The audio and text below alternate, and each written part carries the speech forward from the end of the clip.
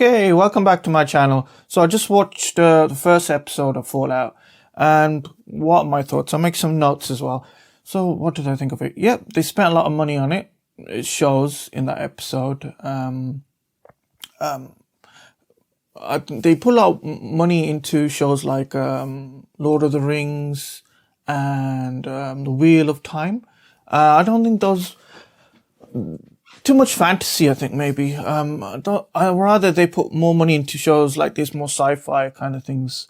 Yeah, so it starts out at the beginning, what they call it the end, but it's the end of civilization. So it's like, well, I've played all the games, right? So I've played Fallout 3, I've played New Las Vegas, Fallout 4, completed Fallout 3. So watching the show is nice because then you see little bits of things you saw on the show in your game. So things you saw in the game, you see in the show. Like there's using stem packs and little drugs, things that you get in the game. That was fun. And there's like a comic book. Well, I'll get into it. So it starts out with a character called the Ghoul. So apparently I couldn't find his human name. Maybe the human name was mentioned in the series. So it's like their world is like the 70s, but with really advanced kind of technology. So it starts off with this guy. He's at birthday party. He's an entertainer and he's dressed as a cowboy. He's entertaining the kids. He's working. It seems like he's, hit down, he's lost some money or something. Like, it turns out he's having a divorce. So he needs this extra job to pay for his divorce. His daughter's there helping as well. And he's working for, his client is some people that he works from work. So they kind of, I don't know, almost looking down on him or saying, oh, why would he do this? But whatever. So wherever the place is, it overlooks the city. The city is huge and it's very advanced looking from where they are. It seems like they kind of know some kind of situation is happening globally because something comes on the TV saying, the news report said, why should I even bother doing the news if I don't know if it's going to be next week? But one of the parents turns it off because they don't want to upset the kids, I guess. But they kind of know that they're in a war situation or something might happen. But they seem like they're ignoring it and going on with their lives because they're having that birthday party. So eventually, his daughter, the Ghoul, he's not a ghoul yet, he's just a normal guy, but later on he will be a ghoul looking guy. He's like a zombified almost. And so his daughter sees the first nuclear weapon hit and, it's a huge mushroom cloud. Father grabs her up and they go on horseback and he tries to leave and then you even see more nuclear weapons hitting. And yeah, and that's the end of, end of that kind of world that you had, the old world. So it flashbacks 219 years. I'm not going to go through the whole show. I'm just going to talk bits that I remember. It flashbacks 219 years and you're on Vault 33. And one of the characters is Lucy. She's trying to apply for marriage outside her vault. So she's trying to apply for marriage from Vault 32. And it gets approved. Apparently there's a whole thing about her dating her cousin for 10 years or it's weird. She was dating her cousin for 10 years or something as practice. Basically, she gets approved for marriage for Vault 32. And when they come, Vault 32, they open the door. Apparently the Vault 32 and Vault 33 seems like they're connected, right? So they open that vault doors and the people in Vault 32, they come in. Yeah, so in that episode, you do see Lucy's daily life. She seems a very nice person. So Vault 32, the people come in and they seem all rough, right? When you compare them to Vault 33, they look very rough. They don't like their hair's not kept. They've got bruises, a few tattoos. They seem a little suspect. And I thought straight away their attitude is not of someone on a vault, of somebody who's been in the vault all their lives. Like, because original, like when you watch Lucy and her family, they're kind of happy, kind, very open people. But these other people from Vault 32 are not like that. They're very closed off. But when they come in, I just know something's not right? Something's happened. And eventually they come in and they say, this guy is the one you're going to get married to, right? And Lucy and this guy, they get married quickly, and they get married straight away. It's like an arranged marriage. Right on that day, straight away they get married, and they're trying to make a baby.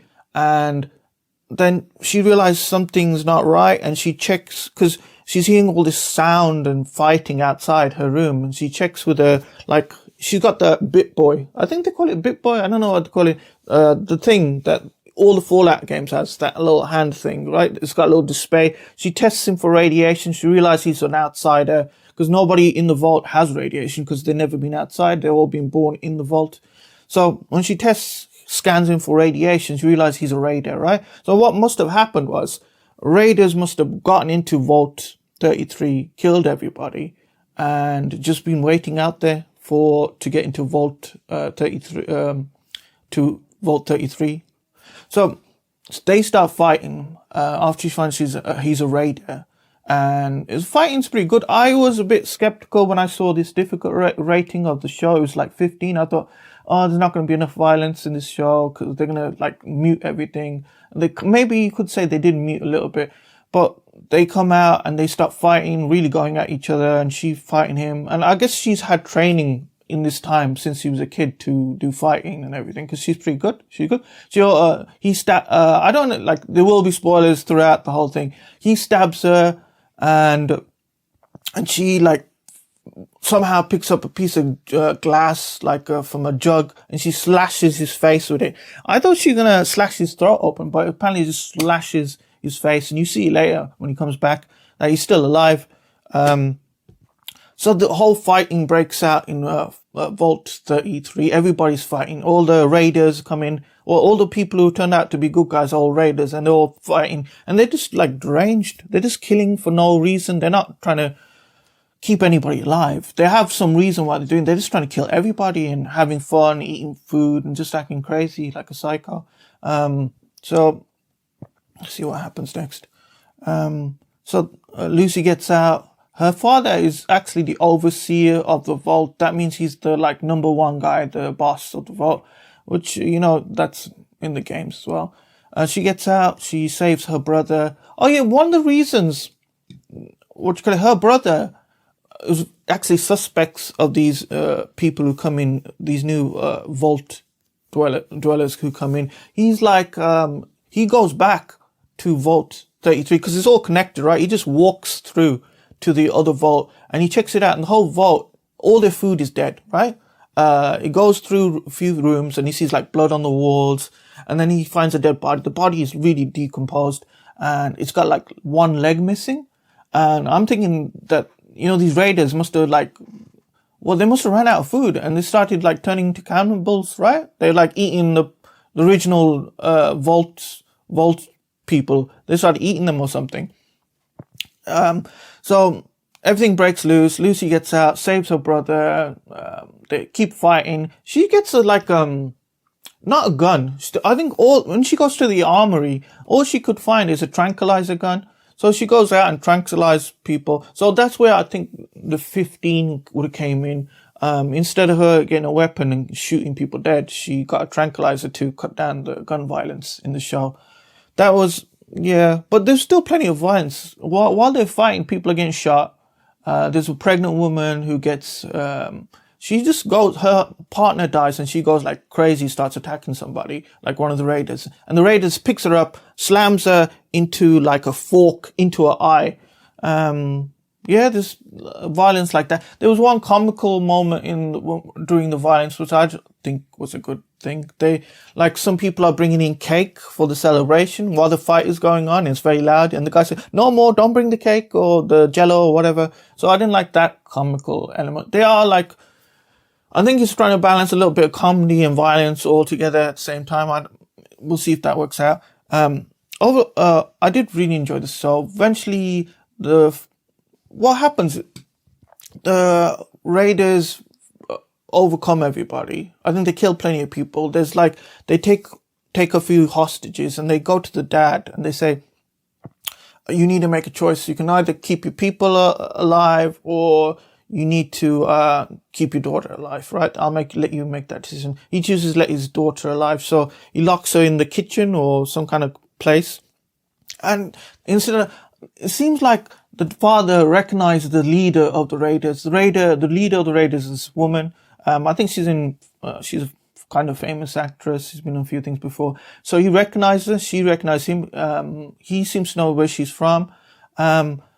So they tranquilize the dad and take him away, right? And the daughter's like locked behind this kitchen door, and she can see through the glass. And she's saying, where are you taking him? She's going to take him to the outside, and maybe you should come to the outside as well. And she said to her, you look a lot like your mother. So she kind of knows her mother and knows these people. It seems like the whole reason she came, the whole reason of them breaking to Vault 33 to Vault 32 to get to Vault 33, they broke into that vault to get to Vault 33 to get him, the overseer. It seems like that was the reason why they wanted to do all this. Seems like she had some kind of grudge. The leader of the raiders had some kind of grudge against him, or she wants to do something. It's just a lot of work. I was thinking it was a lot of work for her to do, to break into one vault to get into another vault.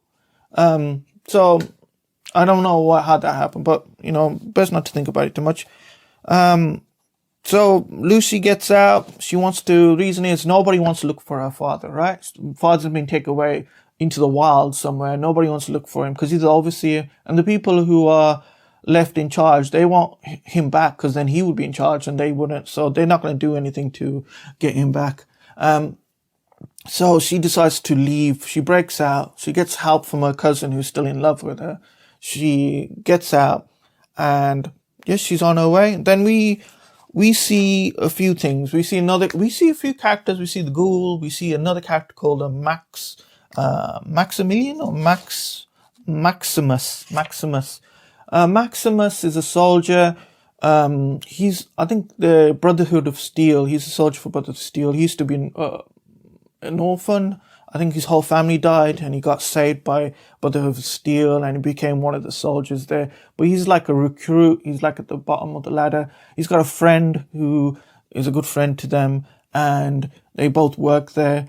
One day his friend, he gets a promotion and he gets very jealous about this, right? Because all he's been doing is, all the job they gave him was to clean out the toilets, to clean out the poop out the toilets. That was his main job. So he gets very jealous that his friend's got this promotion, right? But you don't see this scene. Then everybody's celebrating, but he's not celebrating, right?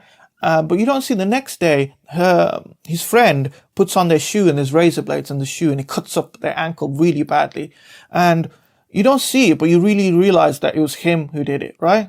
He's the one who put the razor blades in that person's shoe, even though they were friends.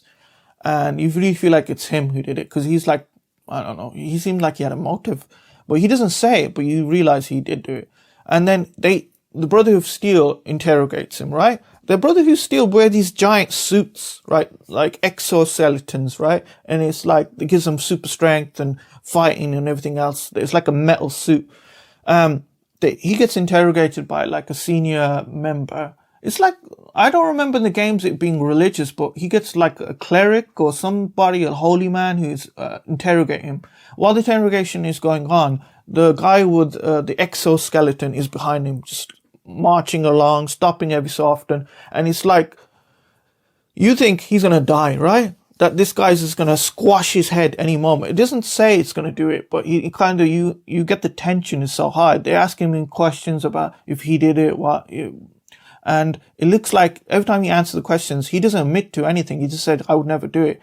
But you get the feeling that his head's going to get smashed open, right? Any second, he's going to say the wrong thing. His head's going to get, and it seems like he did get this wrong. He said the wrong things because the cleric walks off and leaves him and the guy's still just waiting behind him, about to, I don't know, kill him or something, execute him for doing something horrible. Like they call it a weakness because he was so weak to hurt his own fellow brothers, right?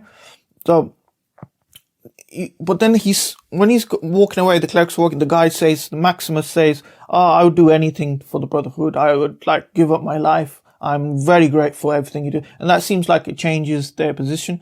And, the cleric decides to let him live and also gives him the job that his friend would have gotten as,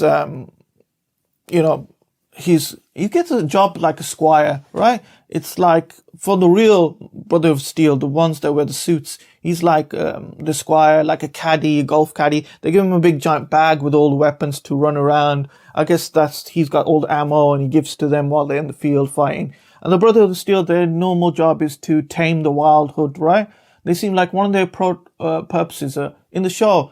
It's saying their purpose is to get any kind of technology that was pre-war to them. I don't know, to save humanity. I guess they're going to use technology to save humanity as well. And also, they're going to tame the craziness in the wild because it's nuclear winter, right? Everybody's crazy. There's also mutants running around and all this craziness and, raiders. So, what happens next? They get a mission. So, he gets promoted as a squire and the first mission is to find somebody. Apparently, somebody's gone left this group, a faction. I forgot the enclave. Somebody's escaped from the enclave who's just working there, and they've taken some kind of secret weapon with them that can destroy the Steel Brotherhood or save them. Some kind of advanced technology. So their first mission is track this guy down and his advanced piece of technology. See what happens next. Oh, there's this bit after that with the ghoul, right? So she escaped. She's in the wild trying to track down her father. Maximus got promoted and he's trying to track down this other guy who's got this technology. The ghoul the ghoul was 219 years. Most of the time, apparently he was in the ground, right? Some people captured him. They've been keeping him hostage in this graveyard and apparently he can just survive underground and they've been feeding through drip. Every so often they bring him out the ground to do work for him. This time around, some people brought him out, but he didn't seem like he wanted to do any work. He doesn't age, right? He's 219. I guess the mutation and the radiation stops him from aging, but he's still a cowboy. So I guess the last couple of 219 years he's been a cowboy, like he was like a proper cowboy.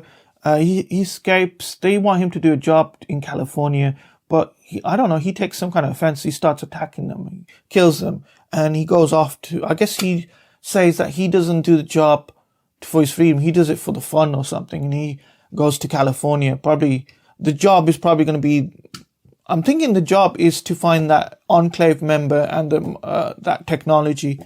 So that's pretty much the episode. I think I will. Yeah, I liked it. I spent money on it. It looked good. I will have to see more episodes to make my mind up completely for the whole series.